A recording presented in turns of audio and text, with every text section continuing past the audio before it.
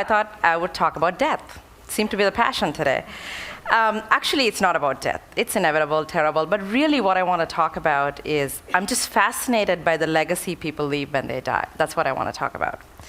So Art Buchwald left his legacy of humor with a video that appeared soon after he died saying, "Hi, I'm Art Buchwald, and I just died." And Mike, who I met at Galapagos trip, which I won at TED, is leaving notes on cyberspace where he's chronicling his journey through cancer. And my father left me a legacy of his handwriting through letters and a notebook.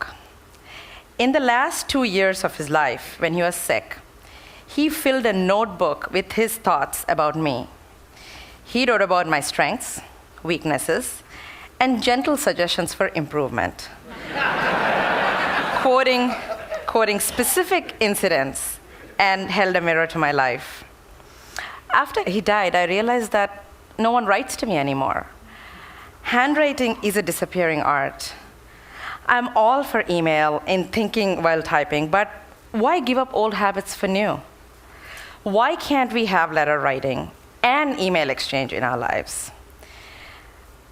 There are times when I want to trade all those years that I was too busy to sit with my dad and chat with him, and trade all those years for one hug. But too late.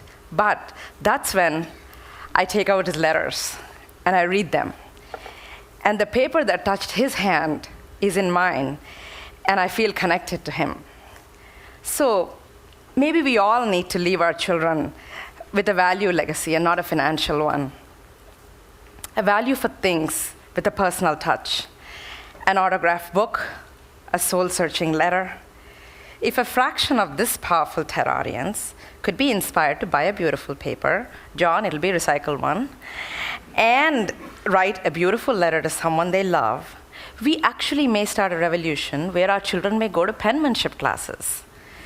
So, what do I plan to leave for my son? I collect autographed books, and those of you authors in the audience know I hound you for them.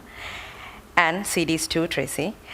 I plan to publish my own notebook. As I witnessed my father's body being swallowed by fire, I sat by his funeral pyre and wrote. I have no idea how I'm going to do it, but I am committed to compiling his thoughts and mine into a book and leave that published book for my son.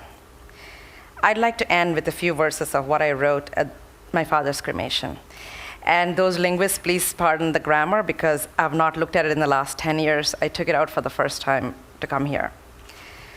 Picture in a frame, ashes in a bottle, boundless energy confined in the bottle, forcing me to deal with reality, forcing me to deal with being grown up. I hear you, and I know that you would want me to be strong. But right now, I'm being sucked down, surrounded, and suffocated by these raging emotional waters, craving to cleanse my soul, trying to emerge on a firm footing one more time, to keep on fighting and flourishing just as you taught me.